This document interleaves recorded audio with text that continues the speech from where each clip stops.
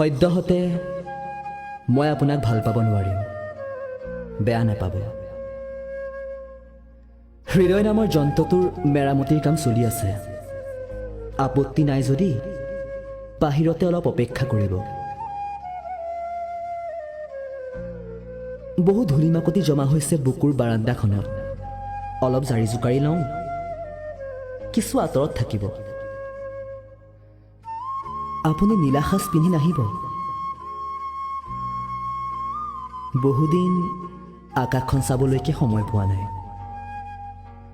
ক'তনো আপোনালৈ চাবলৈ সময় হ'ব। বৰ ব্যস্ত জানেনে এইকেইদিন।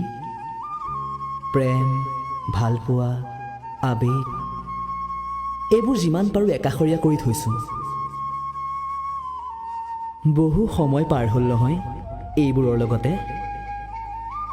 কলিজাখন এতিয়াহে জুমি চাবলৈ সময় পাইছোঁ। বৰ অস লাগিও মানুহবোৰ। কলিজাত ঠাই দিলোঁ বুলিয়েই ফালি চিৰি ছিঙি ভাঙি একেবাৰে তথৈবচ কৰি থৈ গৈছে। খেলিলেও ভালকৈ খেলিব পাৰে, নহয়নে? ভাঙি নোযোৱাকৈ বা তেজ নোলোৱাকৈ কি কৰিব? এতিয়া যোৰা তাপলি মৰাত ব্যস্ত আছোঁ। প্ৰেম কৰিবৰ বাবেইতো কলিজাখন নহয়, তেজ শোধন কৰিবৰ বাবেওতো লাগে। সেয়ে মেৰামতিত লাগি আছোঁ একনিষ্ঠভাৱে। বা ধৰি ল'ব পাৰে আপুনি আগত পথৰ মেৰামতিৰ কাম চলি আছে, খন্তেক অপেক্ষা কৰক বুলিও।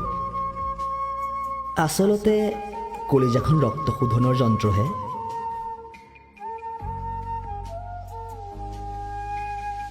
আমিবোৰেহে প্ৰেম ভালপোৱাৰ অতিৰিক্ত দায়িত্ব জাপি দি তাক বিধ্বস্ত কৰি পেলাওঁ।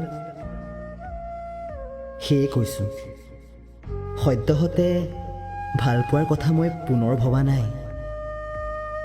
বাহিৰতে অপেক্ষা কৰক। ভুল নুবুজিব, প্ৰফেশ্যনেল হ'বলৈ বাধ্য হৈ পৰিছোঁ জানেনে। কলিজাখন স্পন্দিত কৰি ৰখাৰ খাতিৰত।